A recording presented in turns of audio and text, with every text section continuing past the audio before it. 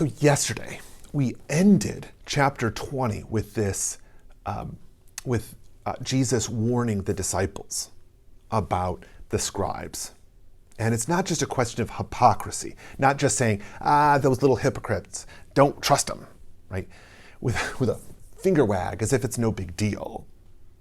This is very important to recognize how they are compromised.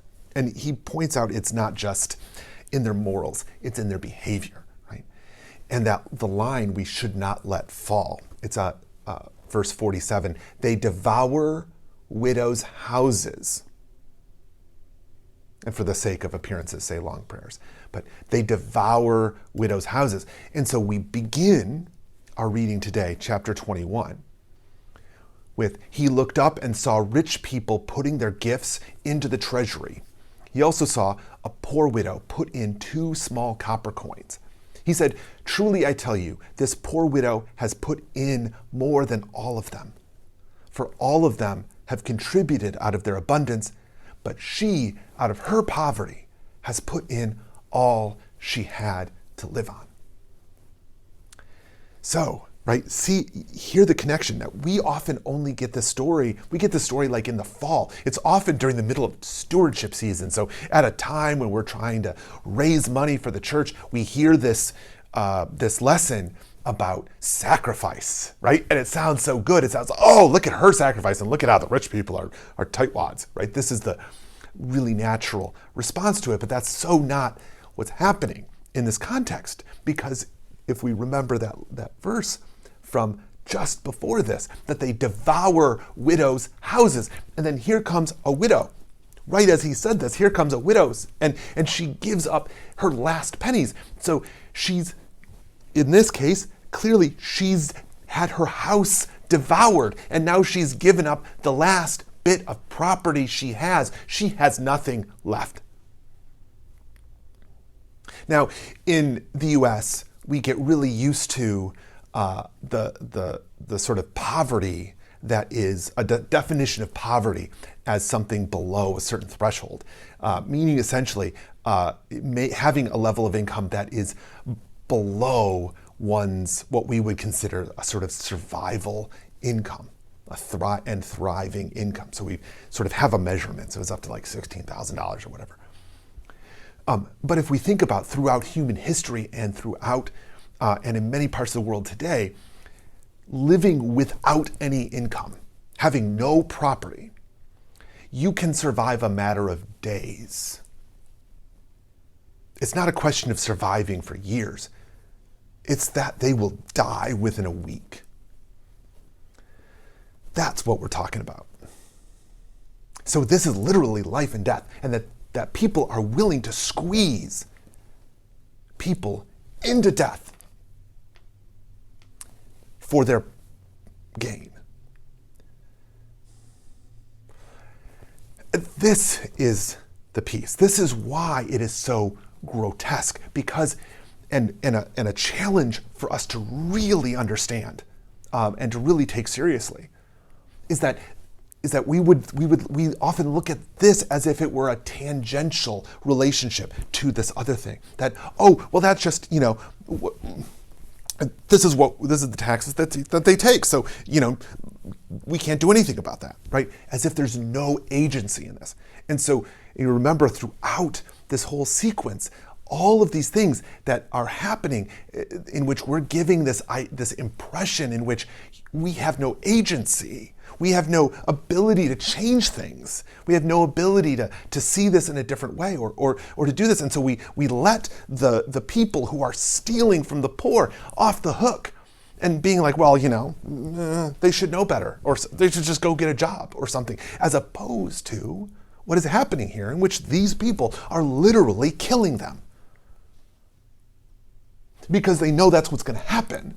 They are responsible for what's going to happen to them because they're taking the last that they have. And they're not trying to figure out another way of doing it. Right? This is what is at the stake of that. So this is at the beginning, and then it goes into this whole thing about this sort of apocalyptic language.